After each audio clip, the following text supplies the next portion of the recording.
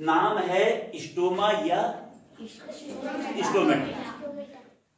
कहाँ किसको बोलते हैं? पत्तियां जो होती हैं हरे पेड़ पौधों की, जो हरी पत्तियां होती है पेड़ पौधों की, उनकी उल्टी तरफ बैक साइड क्या पाए जाते हैं? छोटे छोटे छिद्र पाए जाते हैं, छेद पाए जाते हैं, छोटे छोटे छोटे छोटे, जो कि हमको अपनी नंगी आंखों से कई बार नहीं, ठीक है।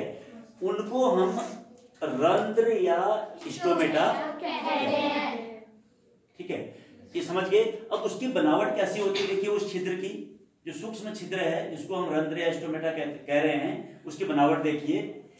उसकी बनावट ऐसी होती है, यहां पर एक इस तरह की संरचना होती है। देखिए ये क्या होती है? ये संरचना, ये जब इसकी संरचना इस तरह से होती है, इसमें से यदि छिद्र है तो छिद्र में से हवा अंदर जाएगी, कार्बन डाइऑक्साइड, जो बाहर हमारे वायुमंडल पर कार्बन डाइऑक्साइड है, छिद्र से अंदर जाएगी तो फिर बाहर नहीं आ पाती। इस तरह की बनावट होती है।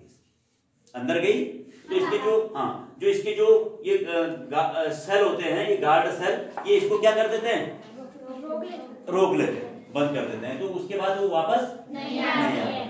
तो स्टोमेटा कभी खुलते हैं, कभी बंद हो, यार वक्त खुले भी रहते हैं।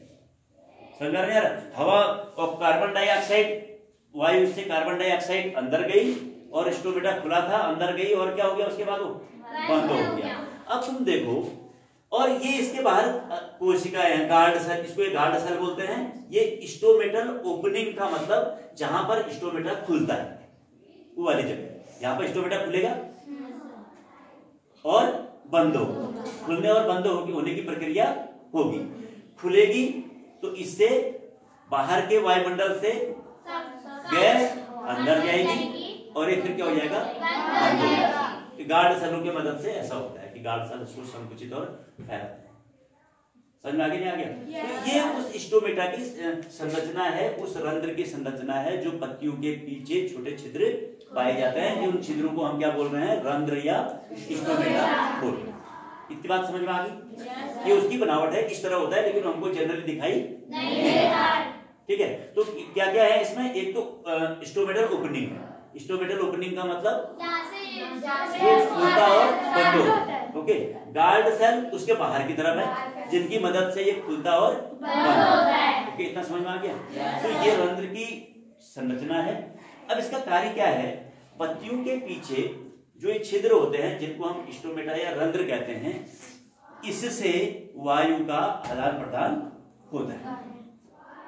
और पत्तियों को जो है, जो प्रकाश संश्लेषण की क्रिया होती है, जिसको आप इसके बाद समझोगे, क्योंकि आप स्टोमेटा समझ गए, इसको हमको समझने की जरूरत इसलिए पड़ रही कि प्रकाश संश्लेषण के लिए एक महत्वपूर्ण गैस कौन सी होती है? Carbon dioxide. तो कहां से जाती है, कहां से पौधे को मिलती है? जब प्रकाश संश्लेषण की क्रिया हो रही होगी तो किससे होती है?